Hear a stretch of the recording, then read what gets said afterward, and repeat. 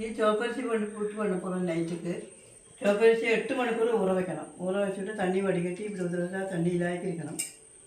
മിക്സിയിൽ പോയിട്ട് പൊടിക്കണം. പൊടിച്ചിട്ട് തണ്ണിയിലാക്കി പൊടിക്കണം. മിക്സിയിൽ പോയിട്ട് തണ്ണി വിടപ്പാണ്ടേ അത് പിടി പൊടി നൈസാ പൊടിക്കണം. പൊടിക്കണം. പൊടിച്ചിട്ട് ഉപ്പ് തണ്ണി വിട്ട് കലക്കി കുഴക്കണം. തേങ്ങ ഒരു മൂടി തിരുവി വെച്ചിരിക്കുക. തേങ്ങ വെള്ളം പോയിട്ട് ടേസ്റ്റൊക്കെ ഇത് പോട്ട് ഇളക്കണം. ഇതിൽ തേങ്ങ കുറഞ്ഞം തേങ്ങ പോടണം. തേങ്ങ കൂട്ടിട്ട് ഒന്ന് പുട്ടുപൊടി ഹാഫ് പോടണം.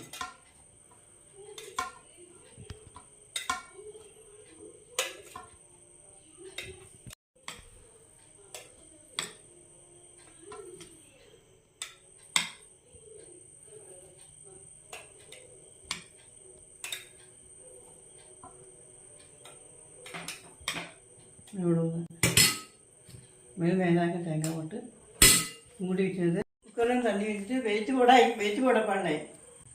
എന്നിട്ട് സ്റ്റീം വരുമ്പോൾ അതിൽ വെക്കണം. ഗ്യാസ് ഓൺ പണ്ടേ 5 നിമിഷം വേഗം വെച്ച് പുട്ടെടുത്താക്കി പ്ലേറ്റിലൊക്കെ അയച്ച് ചോപ്പരിച്ചി പുട്ട് റെഡി. எங்கள் வீட்டில் இன்றைக்கி புட்டுக்கு தொட்டுக்க கொண்டைக்கடலை கறி பண்ணியிருக்கேன். பழம் போட்டு சாப்பிட்லாம், பாசிப்பயிறு கறி பண்ணி சாப்பிட்லாம், பப்படம் போட்டு சாப்பிட்லாம், விருப்பம்படி அப்படி வேணால் சாப்பிட்டு